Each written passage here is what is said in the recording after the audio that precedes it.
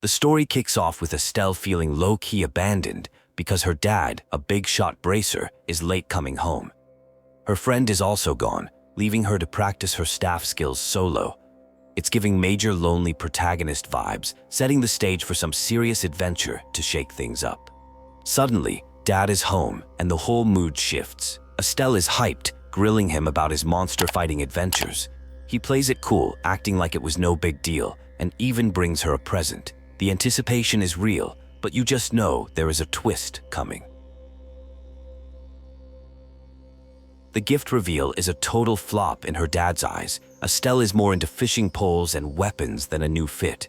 He's out here yapping about how he went wrong, while she's just focused on a mysterious blanket. The real gift is definitely whatever is hiding under there. Plot twist. The gift is a whole person.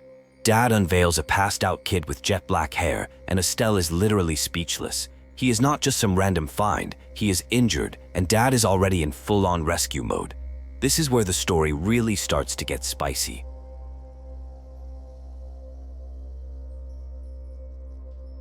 Estelle is screaming, demanding answers about the mystery boy. Her mind immediately goes to the messiest conclusion, a secret love child. Her dad just shuts that down, explaining he found the kid on a job. It's a whole chaotic family moment, full of accusations and classic parental sighs. The mystery boy finally wakes up, and his amber eyes are the first thing everyone notices. He is completely disoriented, trying to figure out where he is. Estelle and her dad are hovering, trying to keep him calm, but you can tell he is on edge and ready to bolt.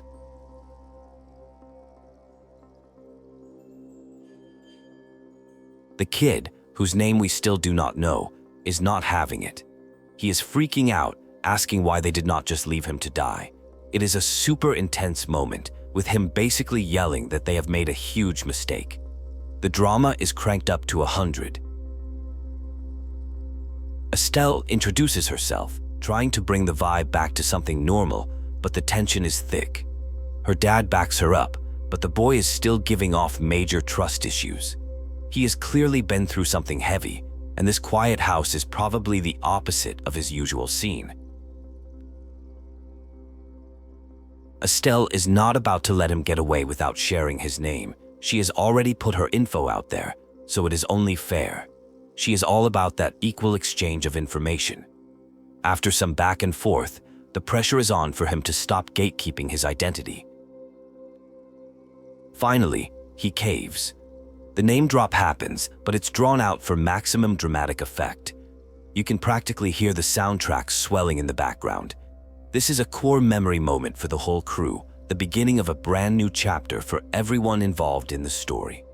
A time skip hits, and suddenly it is a new day, years later. Estelle wakes up, and we learn the mystery boy's name is Joshua. He is not just living with them, he is part of the family now. He is already up and playing a melancholic tune on his harmonica. Estelle catches Joshua playing his harmonica and immediately starts teasing him, calling him her little brother, even though they are the same age. Their banter is top tier, a mix of sibling rivalry and genuine affection. He plays it cool, but she is all about establishing her seniority. The conversation shifts to Joshua's song, The Whereabouts of Light, which Estelle loves despite its sad undertones. She tries to get him to be more active, roasting his hobbies of reading and polishing weapons. It is clear she cares, but her delivery is pure chaos, and he is unbothered. Dad calls them down for breakfast, interrupting their classic morning argument.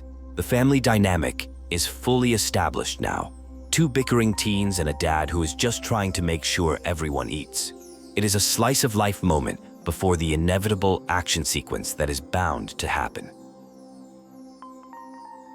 At breakfast, the topic is their final day of bracer training.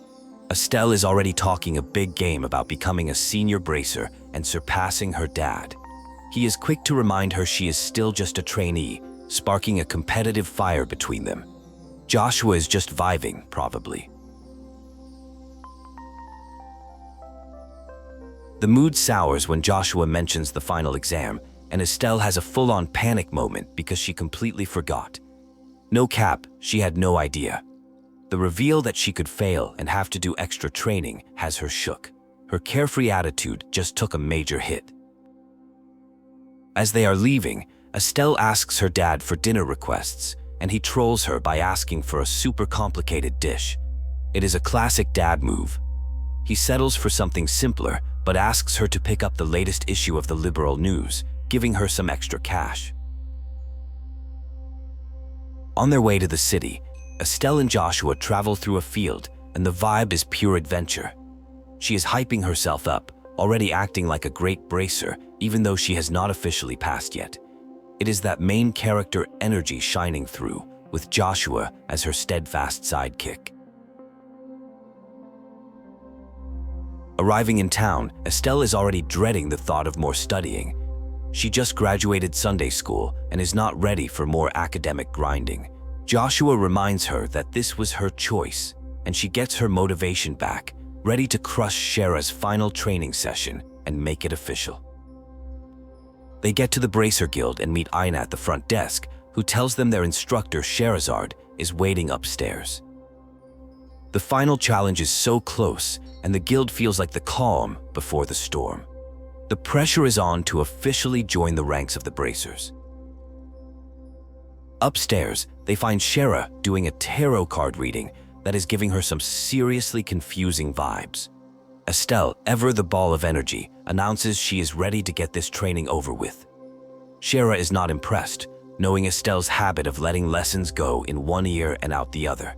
Joshua steps in to defend Estelle, but it is the most backhanded compliment ever.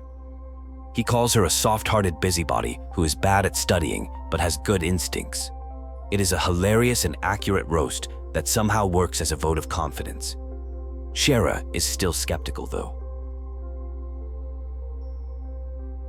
Estelle asks about the tarot cards, and Shara admits the reading was so profound she could not interpret it, which is kind of ominous. But she quickly pivots back to business, officially starting their final day of training. It is time to see if they have what it takes.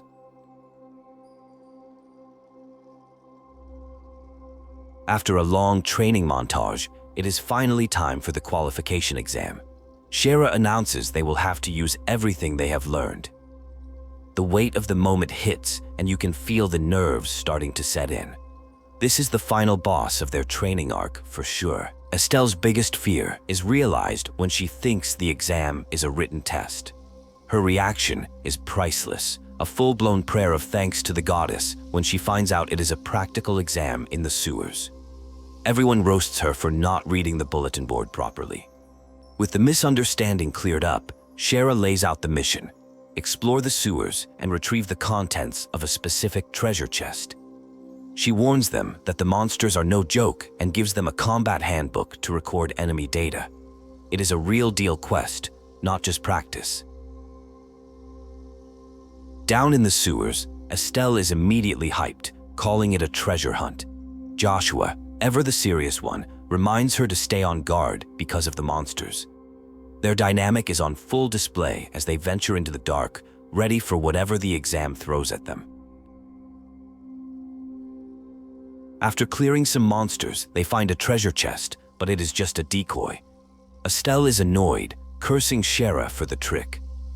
The exam is proving to be more than just a simple fetch quest, forcing them to think critically and not just rush toward the first shiny object. They reach a dead end and find the real treasure chest, but it is guarded by a massive monster. This is clearly the boss fight of the exam. They strategize, agreeing to look for an opening and strike together. The final challenge is here, and it is go time. After defeating the boss, they open the chest to find two smaller boxes inside. Estelle's curiosity gets the best of her, and she wants to peek, but Joshua shuts her down. He reminds her that in a real job, the client's property is off limits, a true professional mindset. They return to Shara, who confirms they have retrieved the correct items and have not tampered with them. Just when Estelle thinks they are done, Shara reminds them they still need to file a proper report at the guild. The paperwork is never truly over, even for bracers. With the report filed, their training is officially complete. Shara finally lets them see what is inside the boxes, their official junior bracer emblems. It is a huge moment for both of them, the culmination of all their hard work. They are no longer just trainees, they are colleagues. The reality of becoming bracers sinks in, and Estelle is ecstatic while Joshua feels a bit strange. Shara congratulates them, mentioning that their dad, Cassius, was her mentor. She encourages them to become excellent bracers just like him, setting a high bar for their future careers. As they leave the guild, Estelle is confused about why Shara, a top-tier bracer known as the Silver Streak, holds her seemingly lazy dad in such high regard. It is a moment of realization for her that there is more to her father than she knows, a mystery she cannot quite solve. On their way home, they run into some local kids, Luke and Pat. Luke is immediately salty that Estelle became a bracer before him. He declares he will train at his secret fort and surpass her, running off with Pat in tow. It is a classic childhood rivalry moment.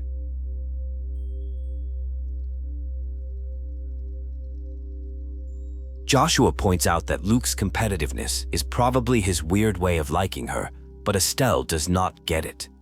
They both get intrigued by the idea of a secret fort, but before they can get too sidetracked, Joshua reminds her they have an errand to run for their dad.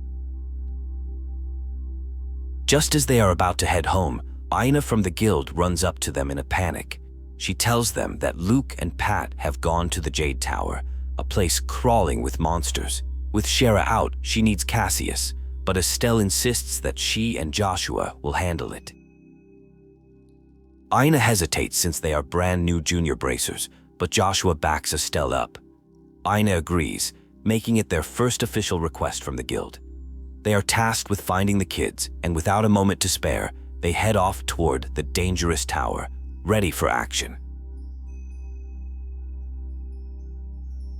They arrive at the Jade Tower, but do not see the kids outside, concluding they must have already gone in. The situation just got way more serious. Estelle is ready to give them a piece of her mind, but first, they have to actually find them in the monster-infested structure.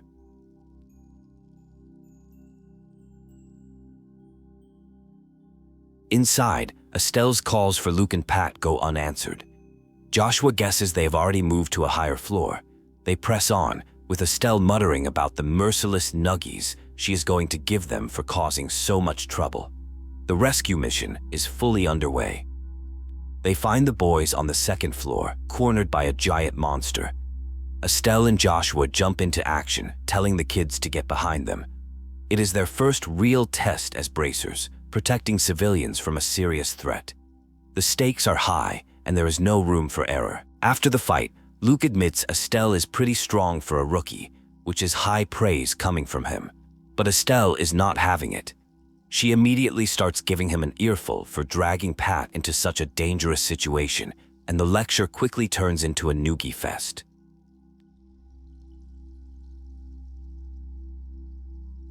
While Estelle is distracted punishing Luke, another monster sneaks up on them. Just as it is about to attack, their dad Cassius swoops in and saves the day. He lectures Estelle on the basics of being a bracer. Always stay aware of unseen threats. It is a humbling moment for her.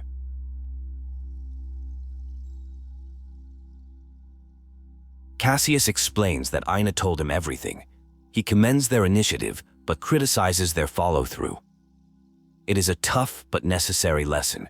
He reassures Joshua that he will improve with practice and then leads the kids back to town, once again looking like the ultimate hero. Back at the guild, they report the incident. Estelle is annoyed that her dad hogged all the glory, but Shara reminds them that the kids are safe, which is what matters. Ina praises their hard work on their first mission, encouraging them that things will go better next time. As they leave, Ina asks them to deliver a letter to Cassius from a guild branch in another country. This reveals that their dad is famous even outside of Liberl, adding another layer to the mystery of who he really is. They agree and finally head home for the night. On the way home, Estelle's confidence is shaken. She questions if she is really fit to be a bracer after her carelessness at the tower. She feels that if her dad had not shown up, things could have gone horribly wrong, and the weight of that possibility is hitting her hard.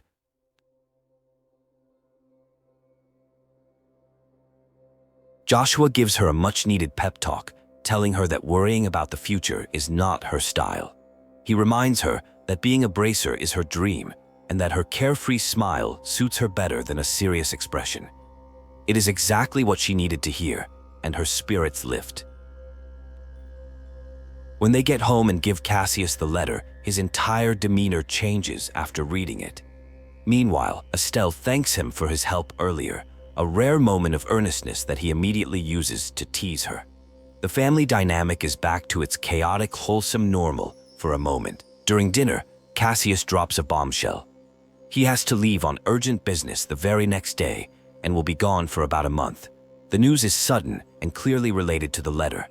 He then proposes that Estelle and Joshua handle his local bracer jobs while he is away. Estelle and Joshua enthusiastically accept the responsibility. Estelle is newly motivated, determined not to ruin her dad's reputation. Cassius gets emotional, proud of how much she has grown. The plan is set. He will arrange everything with the guild before he leaves in the morning.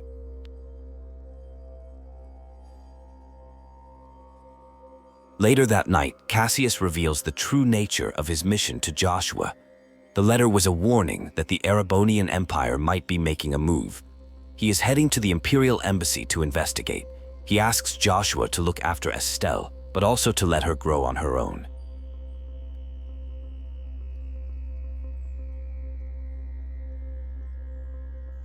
The conversation turns deeper, referencing a promise Joshua made 5 years ago. He vows to follow through, no matter what. Cassius reminds him that no matter what path he chooses, he will always be family to him and Estelle. It is a heavy, heartfelt moment between them. The next morning, they see Cassius off at the airship landing port. Shara is there too, promising to take care of the kids.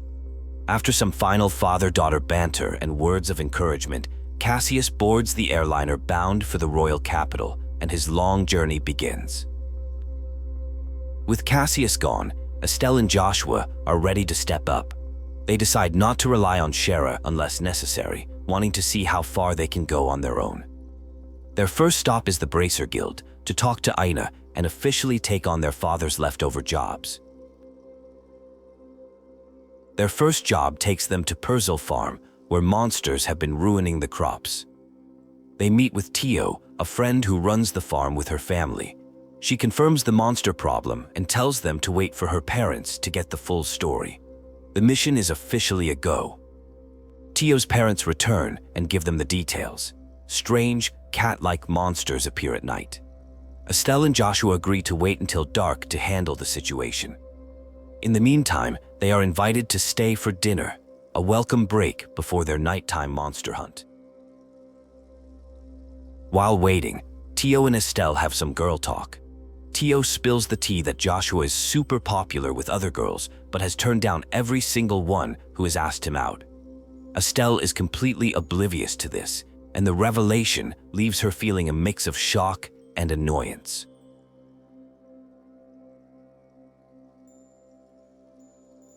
When Joshua comes to get her for the patrol, Estelle awkwardly tries to talk to him about adolescent things, urging him to open up if he has anything on his mind. He is completely baffled by her sudden seriousness, having no idea what Tio just told her. The cringe is real. During their patrol of the farm, they finally find the cat-like monsters and their much larger boss. It is an ambush. They know this is their chance to solve the problem once and for all, and prepare for a tough fight to protect the farm and complete their mission. After a grueling battle, they defeat the monsters. Estelle, showing mercy, wants to let them go, while Joshua argues for finishing the job permanently. The farm owners side with Estelle, believing the creatures have learned their lesson. They agree to reinforce their fences and let them go.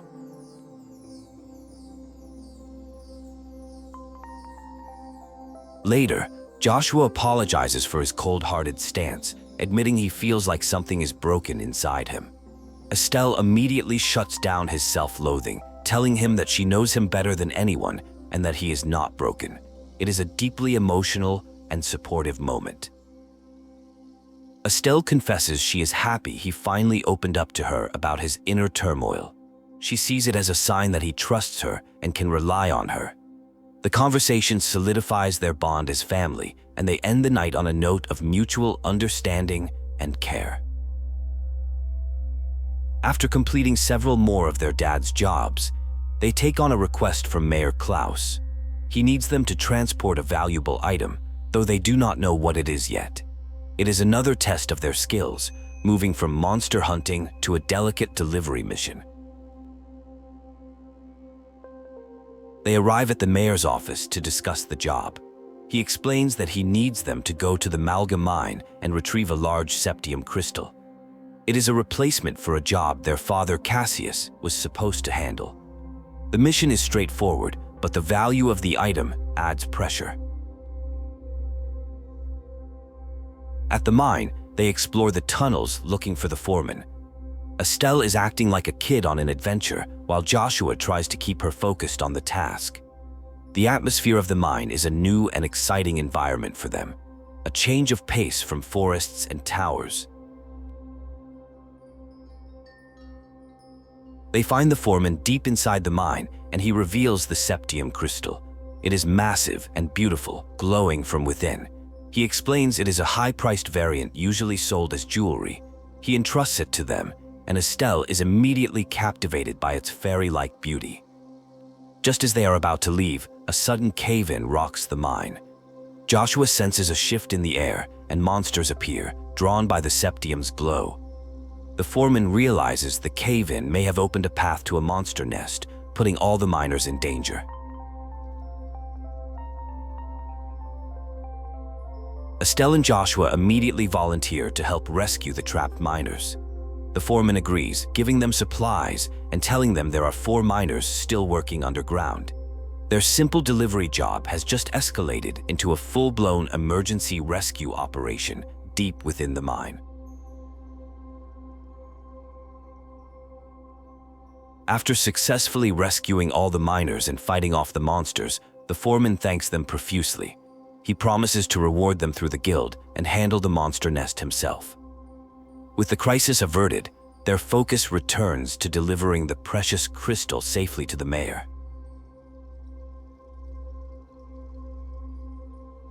Back in Roland, they head to the mayor's residence. There, they meet Josette, a polite student from the prestigious Jenny's Royal Academy who is interviewing the mayor for a research project. She is incredibly impressed to meet real-life bracers, and Estelle is immediately charmed by her. At the mayor's request, Estelle shows Josette the septium crystal.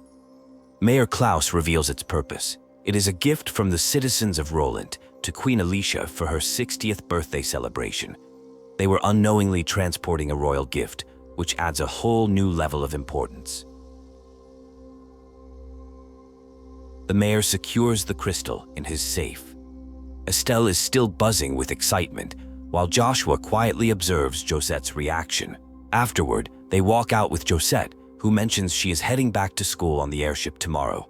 Estelle hopes they will meet again someday. Once Josette is gone, Estelle teases Joshua, suggesting that the classy and polite girl is totally his type. He gets flustered and denies it, but Estelle is having a great time roasting him. He dismisses her teasing, and they head off to the guild to report their mission complete. Their next job is a request for a bodyguard from a reporter for the Liberl News. When they arrive, the reporter, Niall Burns, is disappointed that Cassius is not there. He is initially dismissive of Estelle and Joshua, calling them brats and doubting their abilities as bracers. Despite his attitude, Niall hires them out of desperation, as he is on a tight deadline. He needs them to escort him and his photographer to the top of the Jade Tower to get photos for a magazine feature. It is a familiar location, but this time they are the hired protection. They meet the photographer, Dorothy, at the workshop where she is in trouble for breaking a clock and not having enough money to pay for her camera repairs. Niall reluctantly pays for her, revealing a chaotic but caring work relationship. With the crew assembled, they set off for the tower. At the Jade Tower, Dorothy is immediately captivated, taking artistic photos from low angles. Niall explains that while she seems ditzy, she is a genius photographer who can capture the expression of the environment. Estelle and Joshua realize there is more to her than meets the eye. They successfully guide the reporters to the rooftop. The view is incredible, and Niall is pleased. They notice a strange, ancient device at the center of the roof.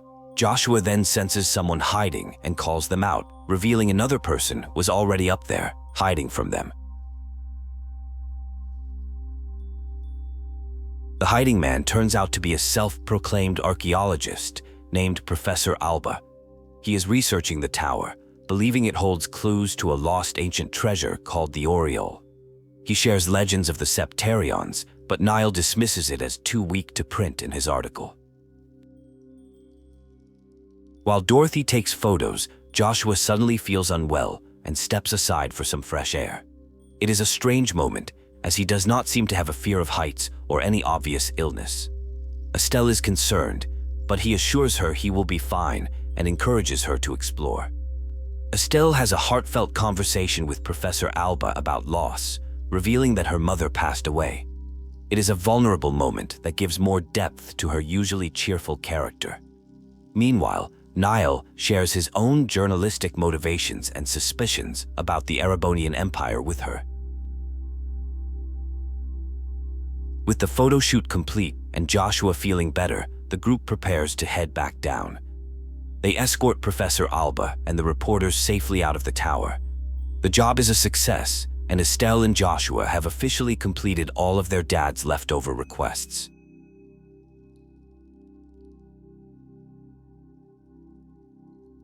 Back in town, Estelle reflects on how much they have learned. Being a bracer is about more than just fighting. It is about investigation, protection, and understanding people. They feel they have a better grasp of the job and head to the guild to file their final report. At the guild, they find Shara has also just finished the last of Cassius's jobs. They all file their reports, and Aina and Shara are impressed with their performance. The mood is light, and Shara, ready to celebrate, invites them out for drinks, which Estelle and Joshua are not thrilled about.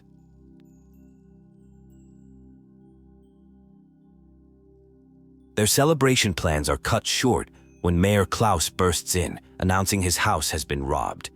The thieves took the safe containing the septium crystal meant for the queen. It is a major crisis, and the guild immediately shifts into investigation mode. The party is officially cancelled. Shara takes charge of the investigation. She asks Estelle and Joshua to conduct a thorough search of the manor for clues while she interviews the mayor. It is a huge responsibility, their first real crime scene investigation, and they dive in, determined to find any lead they can. After a detailed investigation and interviewing the witnesses, they piece together the crime. They determine the thieves knew exactly where the crystal was and were professionals. Shara asks the mayor, who has recently been in his study, and the list of suspects is very short. The list of recent visitors includes the reporters, who have an alibi, and Josette. Estelle immediately defends Josette, but Joshua reveals his suspicion. He noticed her predatory gaze when the crystal was put in the safe, suggesting she was not just an ordinary student. The truth is starting to surface.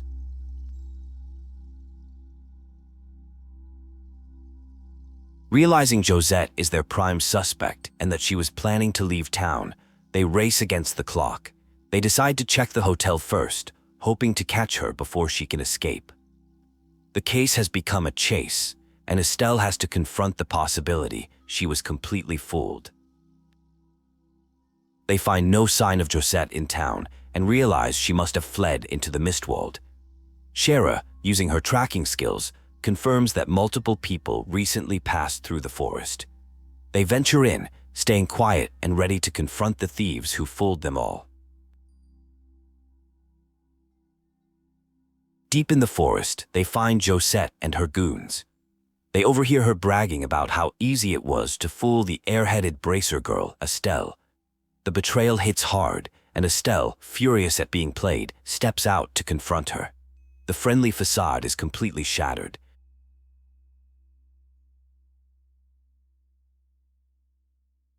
Josette is revealed to be a member of the Capua family of sky pirates.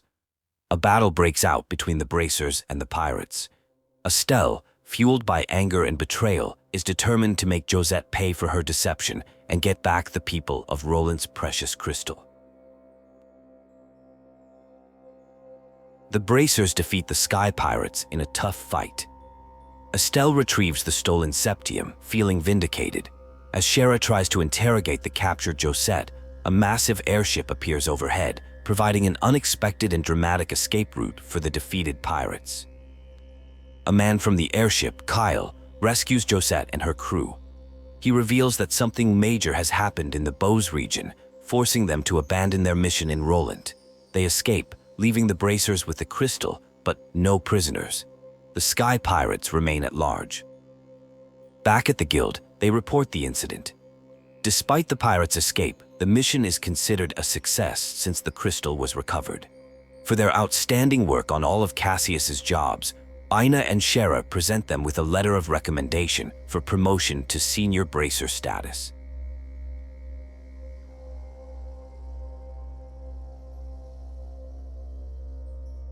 The recommendation is a huge step in their careers, but it only covers the Roland region.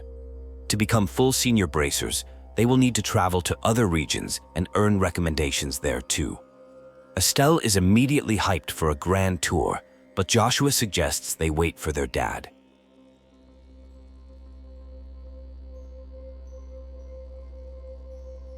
Just as they are celebrating, an urgent call comes in from the Bose branch. Ina answers, and her face falls.